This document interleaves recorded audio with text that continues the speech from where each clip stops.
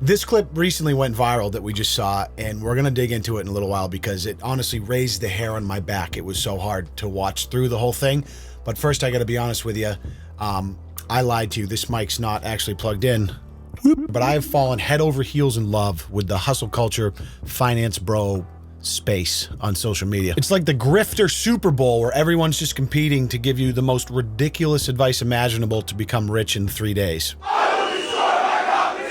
So let's get ready to destroy the competition together by first maybe buying a house, even if we don't have the money to do so. Let's look at some advice for that.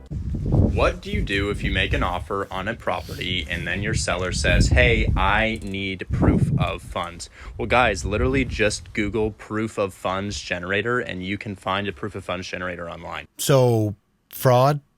Yeah, guys, just spin up a couple of fake financial documents and no one will even know the difference.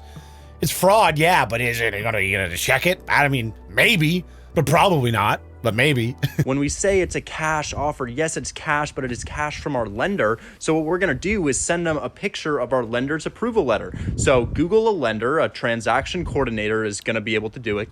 And look up proof of funds or proof of funds generator, and you guys should be able to find proof of funds for your cash offers that you're making. We all know that in the age of social media, basically everything is fake. So what's the big deal if you forge a couple of financial documents to get into a legal agreement? Because these days, that's what everything's fake. You know what, boys? Fuck it. Why stop at finance? If you're 5'7" and struggling to get chicks, just put 6'3" in your Tinder bio and it's like shooting fish in a barrel. Lie about everything. It makes life much easier and way more affordable. I will destroy my competition! No, but honestly, don't do any of those things because if you do, you might end up being the punchline of this meme that's gone viral recently. See, as you can see, the more you fuck around, the more you're gonna find out. The more you fuck around, the more you find out! Tell him, Professor. Some of these financial gurus are going to be doing a lot of finding out. And now, while my blood pressure comes back down, a word from our sponsor. With the fall weather upon us, I'm not trying to be the family member that shows up to a holiday party smelling like Cheetos and Gamer Must. And luckily, I don't have to. Because I get designer fragrances shipped to me monthly through a fragrance subscription service called Scentbird. For example, this Modern Gentleman by Joseph Abboud has notes of citrus and pear with a masculine musk for a masculine man. And with scent being tied so tightly to people's memory, you'll make a lasting impression just from being pleasant to people's senses.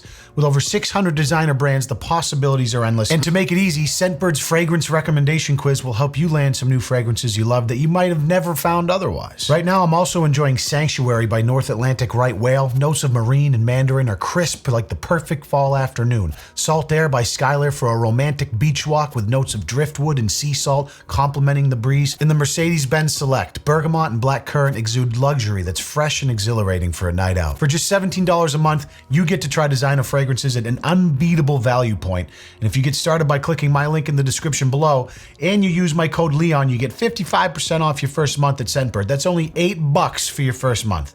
And even better, Scentbird is now available in Canada as well as the US. So click the link and level up your fragrance game. I appreciate you. So this sales conference clip comes from a guy named Official Andy Elliott on TikTok. He is an elite sales coach. He does coaches training in these little conferences where they get together and they all rub each other off while screaming about how much money they're going to make by closing people. If you haven't seen this viral clip online, I'm going to force you to watch the whole thing through with me right now because everyone deserves to see this.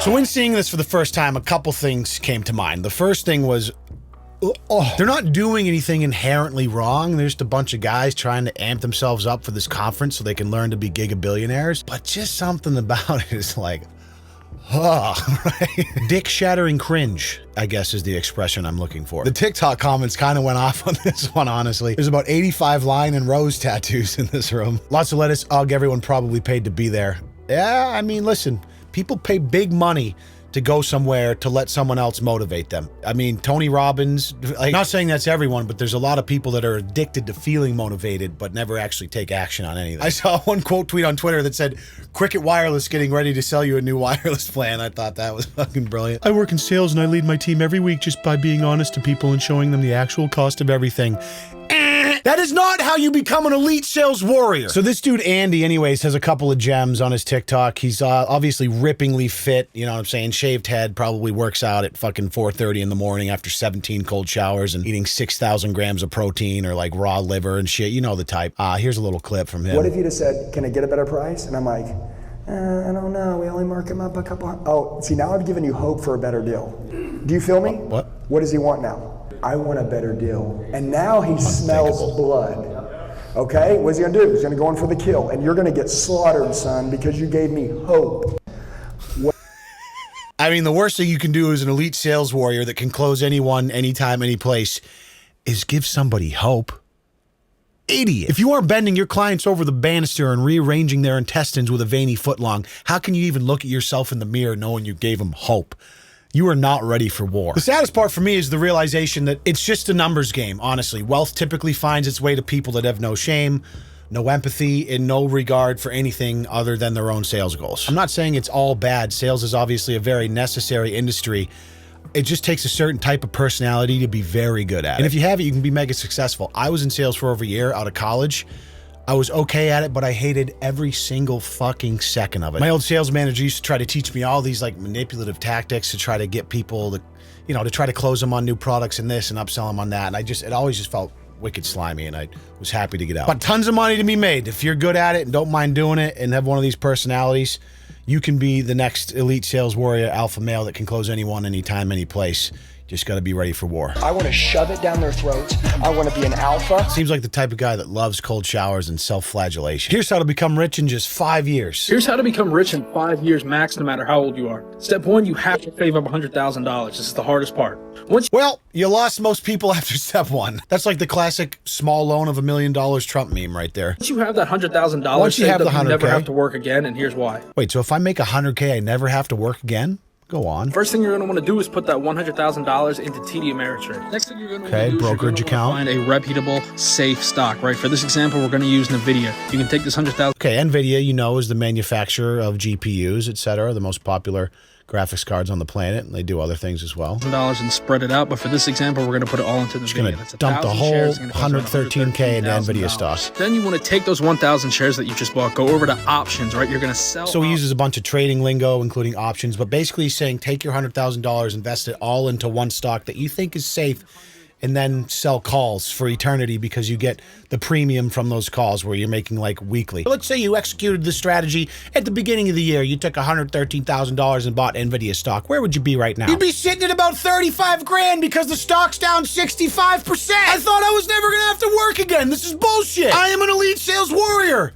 but I'm not an elite options trader. Yeah, take your life savings and dump it into one stock. That's fucking brilliant, bro. Thank you. A market crash is imminent. I don't have time to explain the why, but here's the key dates to look out for. Okay. October 9th through the 16th is the Feast of Tabernacles.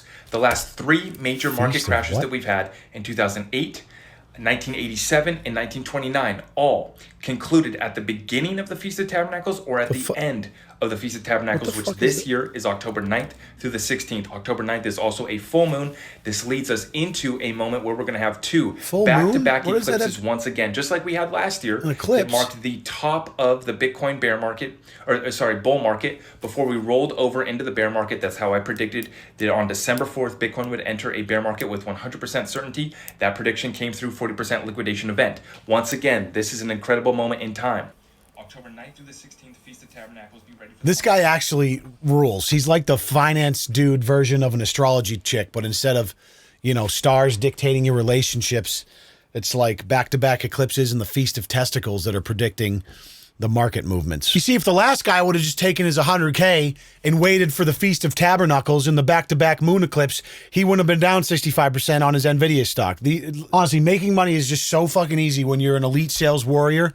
You just need to put everything you make into the Feast of Testicles. I haven't looked into it, but this dude's probably was right with his prediction. Here's one to give you nightmares tonight. When the investment banker meets the marketing girl. Oh. Why? Why post that, though? Like, just be fucking normal and like each other without having to post a mirror video of you being gross together. PDA in real life is bad enough, but when you take PDA and intentionally upload it to the internet because you want it... Honestly, I shouldn't be giving her a hard time. How is she supposed to resist the charm of an elite sales warrior? I have no limits! I am ready for war!